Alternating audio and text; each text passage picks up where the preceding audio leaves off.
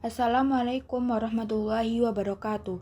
Di sini kami dari kelompok 5 akan memaparkan materi mengenai metode penelitian karya ilmiah dengan beberapa topik, yaitu yang pertama, tujuan metode penelitian, yang kedua, berbagai macam metode dalam menuliskan metode penelitian, yang ketiga, bahan atau subjek penelitian, yang keempat, instrumen atau teknik pengumpulan data, dan yang kelima, analisis bahasa dalam metode penelitian. Tujuan metode penelitian. Metode penelitian berfungsi sebagai kerangka kerja ilmiah yang mengarahkan pelaksanaan penelitian secara sistematis, objektif, dan terstruktur, mulai dari perencanaan hingga analisis data. Menurut Creswell, 2018, metode penelitian bertujuan membantu peneliti menjawab rumusan masalah melalui prosedur yang logis dan terencana, sehingga data yang diperoleh relevan dan sahih. Berikutnya, Sugiono pada tahun 2019 menyatakan bahwa tujuan metode penelitian adalah memperoleh data yang valid dan reliabel untuk memahami fenomena, memecahkan masalah, serta mengembangkan pengetahuan dan juga teori. Selanjutnya, berdasarkan PPKI UM tahun 2017, penulisan metode penelitian bertujuan untuk memberikan penjelasan yang jelas dan juga secara rinci mengenai proses penelitian agar dapat dipahami, direplikasi, atau dikembangkan oleh peneliti lain. Baik, secara keseluruhan, metode penelitian ini bertujuan untuk yang pertama, memberikan arah pelaksanaan penelitian, yang kedua, menjamin keabsahan dan objektivitas data, yang ketiga, membantu pencapaian tujuan penelitian, serta yang terakhir adalah meningkatkan mutu dan kredibilitas karya ilmiah. Kemudian ada macam-macam metode. Dalam penelitian karya tulis ilmiah, metode penelitian dipilih berdasarkan pendekatan dan jenis data yang digunakan. Menurut PPKI UM 2017, metode penelitian yang sering digunakan adalah metode kualitatif, kuantitatif, dan metode campuran atau mixed methods. Pemilihan metode penelitian harus disesuaikan dengan permasalahan dan tujuan penelitian agar hasil yang diperoleh sesuai dengan yang diharapkan. Metode kualitatif ini bertujuan untuk memahami fenomena secara mendalam dengan menggunakan data berupa kata-kata, tindakan, atau dokumen. Kemudian untuk metode kuantitatif menggunakan data angka dan analisis statistik untuk menguji hipotesis atau menjawab pertanyaan dari penelitian. Sementara itu, untuk metode campuran menggabungkan metode kualitatif dan kuantitatif untuk memperoleh hasil yang lebih menyeluruh. Selain ketiga metode tersebut, terdapat juga metode lain seperti penelitian tindakan, penelitian evaluasi, dan penelitian pengembangan yang dapat digunakan sesuai dengan kebutuhan penelitian. Bahan atau subjek.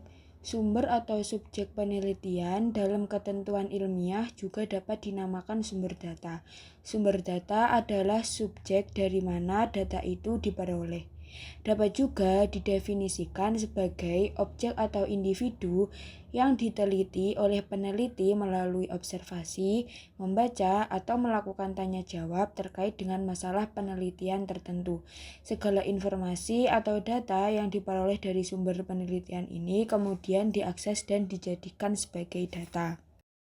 Di sini ada komponen utama subjek penelitian.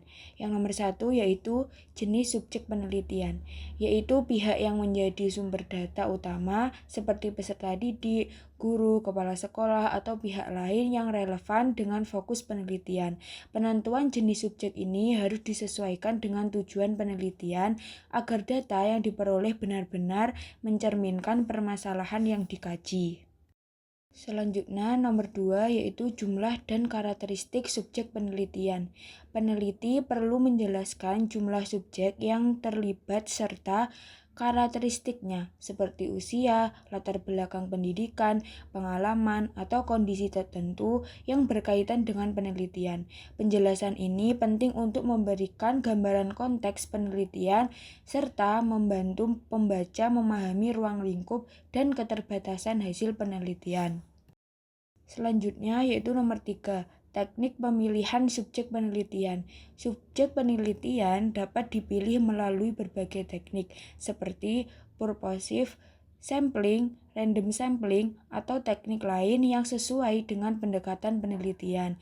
Pemilihan teknik ini bertujuan agar subjek yang terlibat benar-benar relevan dan mampu memberikan data yang valid serta dapat dipertanggungjawabkan secara ilmiah. Selanjutnya yaitu nomor 4, peran subjek dalam penelitian. Subjek penelitian dapat berperan sebagai pemberi informasi, objek pengamatan, atau partisipasi aktif dalam proses penelitian. Penjelasan mengenai peran subjek membantu peneliti dalam menentukan metode pengumpulan data yang tepat, seperti observasi, wawancara, atau angket. Selanjutnya yaitu nomor 5, aspek etika penelitian.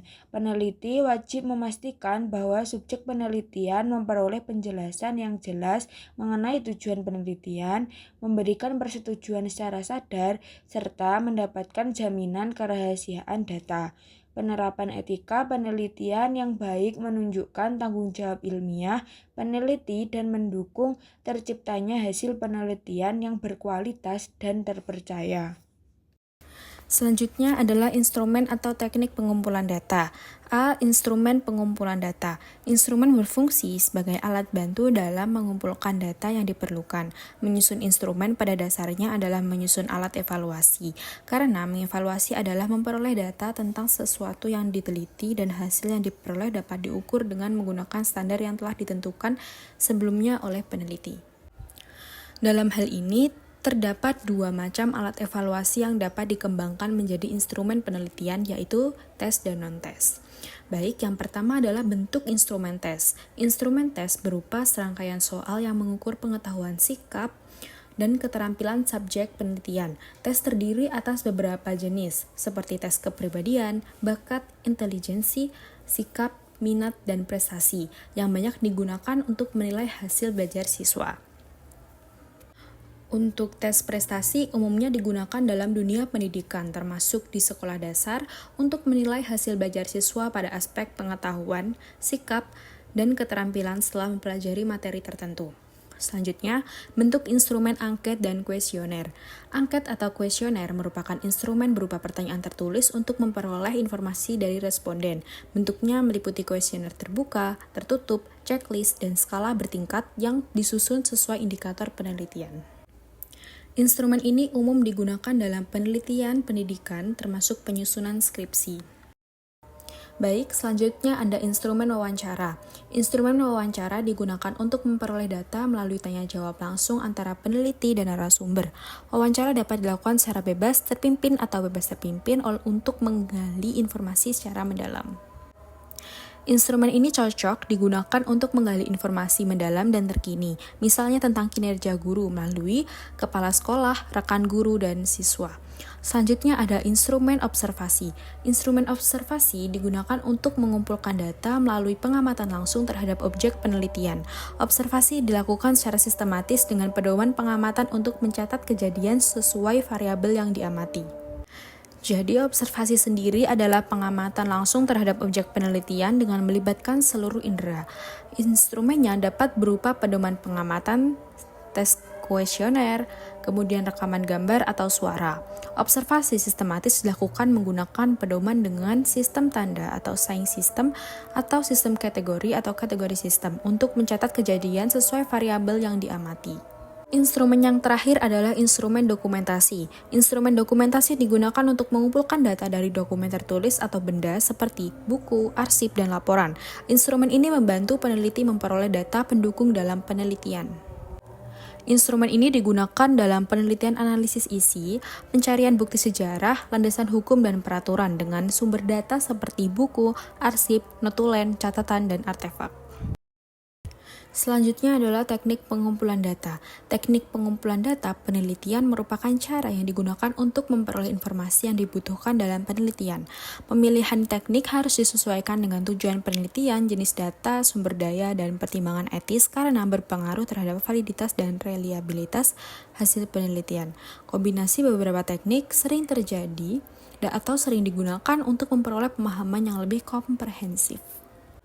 Teknik pengumpulan data dalam penelitian meliputi yang pertama observasi, yaitu pengamatan langsung terhadap objek penelitian. Observasi dapat bersifat partisipan atau non-partisipan, terstruktur atau tidak struktur, serta berfokus sesuai tujuan penelitian. Yang kedua ada wawancara, yaitu interaksi langsung untuk memperoleh informasi faktual mendalam. Wawancara dapat dilakukan secara terstruktur, semi-terstruktur, tidak terstruktur, termasuk wawancara mendalam dan fokus kelompok. Yang ketiga ada kuesioner, yaitu pengumpulan data melalui pertanyaan tertulis. Kuesioner dapat disebarkan secara langsung, daring, melalui telepon, serta menggunakan skala Likert, pilihan ganda maupun pertanyaan terbuka. Kalau yang biasa terjadi di lingkungan kami, yaitu adalah menggunakan GFORM. Yang keempat adalah studi kasus yang mengkaji fenomena secara mendalam. Studi kasus itu penelitian mendalam terhadap satu atau beberapa kasus tertentu dengan memanfaatkan wawancara, observasi, dokumentasi, dan studi literatur untuk memahami fenomena secara komprehensif. Yang kelima ada analisis dokumen melalui penelaahan, arsip, dan dokumen tertulis, yaitu pengumpulan data melalui penelaahan, dokumen tertulis seperti laporan, arsip, kebijakan, artikel ilmiah, dan catatan resmi guna untuk memahami konteks, kebijakan, atau perkembangan suatu fenomena.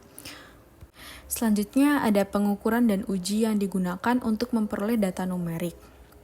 Umumnya digunakan dalam penelitian kuantitatif untuk memperoleh data numerik melalui tes, skala pengukuran, pengukuran fisik, uji laboratorium, dan uji statistik.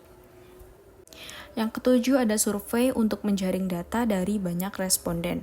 Pengumpulan data secara sistematis dan sejumlah besar responden melalui kuesioner atau wawancara baik secara tatap muka, daring maupun telepon.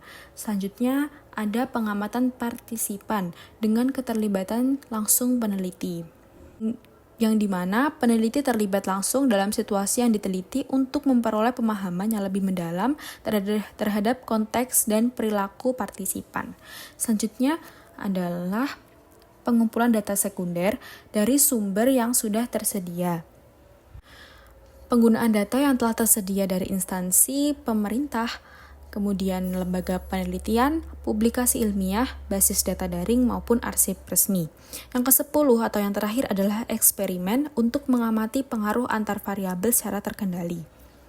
Jadi, teknik pengumpulan data dengan mengendalikan variabel tertentu untuk mengamati pengaruhnya terhadap variabel lain, baik di laboratorium maupun di lapangan. Selanjutnya, analisis bahasa dalam metode penelitian. Bahasa dalam metode penelitian digunakan untuk menjelaskan langkah-langkah penelitian secara jelas dan objektif.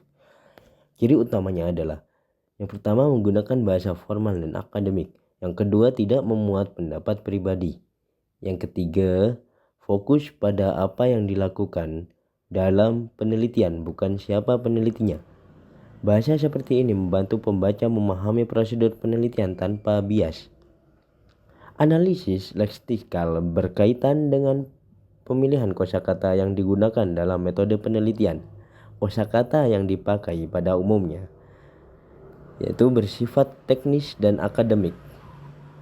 Yang kedua itu menjelaskan desain, subjek, instrumen, dan analisis data.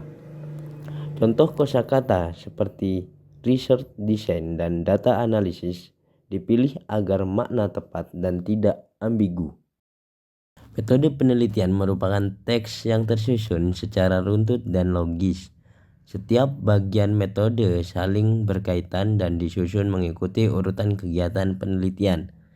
Penggunaan kata penghubung seperti first, next, dan finally membantu pembaca memahami alur penelitian dari awal hingga akhir. Secara gramatikal, metode penelitian sering ditulis menggunakan kalimat pasif yang bertujuan untuk satu, menekankan proses penelitian, yang kedua, menjaga objektivitas ilmiah. Contoh, the data were collected through questionnaires. Kalimat aktif mulai digunakan jika membuat penjelasan lebih jelas dan mudah dipahami.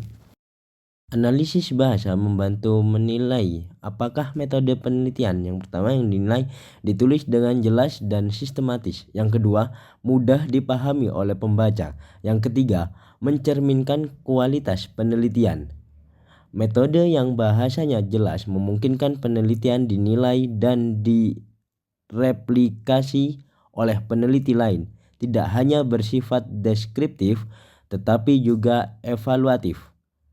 Melalui analisis bahasa, peneliti atau pembaca dapat menilai apakah metode penelitian telah ditulis secara jelas, sistematis, dan sesuai dengan kaidah akademik.